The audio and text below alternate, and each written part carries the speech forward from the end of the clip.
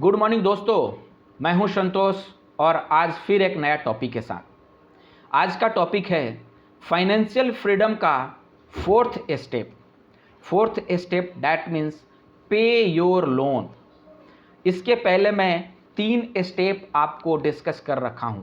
सबसे पहला स्टेप था डिफाइन योर फाइनेंशियल गोल। दूसरा स्टेप मैंने बताया एनालाइज योर प्रेजेंट कंडीशन। तीसरा मैंने आपको बताया कि मेक योर और क्रिएट योर इमरजेंसी फंड। और आज मैं फोर्थ स्टेप दैट मीन्स पे ऑफ योर लोन।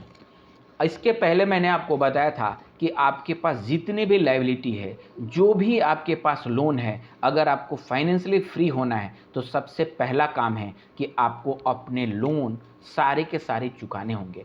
और बहुत सारे लोग के पास एक दो नहीं 6-7 लोन होते हैं, छोटे छोटे 10,000, 50,000, 1 लाख, 2 लाख, 5 लाख।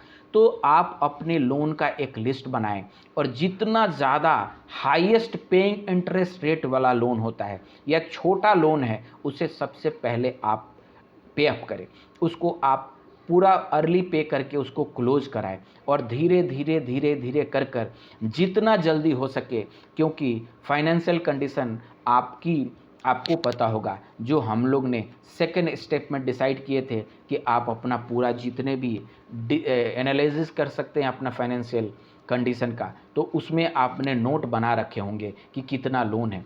उस लोन को आप एक एक करके कंप्लीट करें, ख़त्म करें। और जिस दिन आप फाइनेंशियली हर तरह से लोन से मुक्त हो जाएंगे तो फिर फर्दर कोई लोन नहीं ले। और दूसरी चीज़, ये लोन को आपको चुकाने के लिए भी ऐसा नहीं कि 1 दिन और 2 दिन में आप चुका पाएंगे। इसके लिए भी आपको एक छोटा स्ट्रेटजी बनाना पड़ेगा। और वो स्ट्रेटजी सिंपल सी है कि जितने भी छोटा लोन है उसको आप कोशिश करें। मान लीजिए मैं एक छोटा एग्जांपल दे रहा हूँ कि सबसे पहले आपको अपना जितना भी खर्चा है उसको अपने खर्चे इनकम से कम करना पड़ेगा, तभी जाके आप लोन चुका पाएंगे। तो डैट मीन्स इस स्टेप में आपको अपना बजट क्लियर रखना पड़ेगा कि पूरे मंथ में जितना भी एक्सपेंस है वो आपके मंथली इनकम से कम होना चाहिए।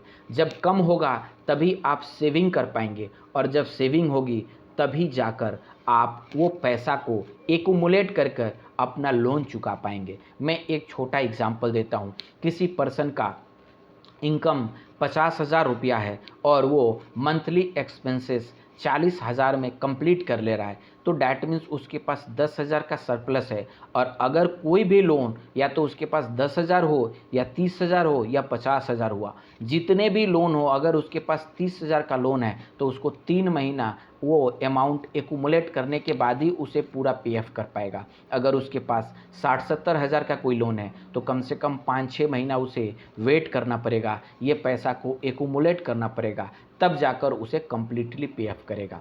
तो इस तरह से आपको अपने लोन को ख़त्म करना है धीरे धीरे धीरे। और हो सके अगर आपको शुरू में अपना मंथली एक्सपेंसेस को और कम कर पाते हैं तो आप जल्दी लोन चुका पाएंगे।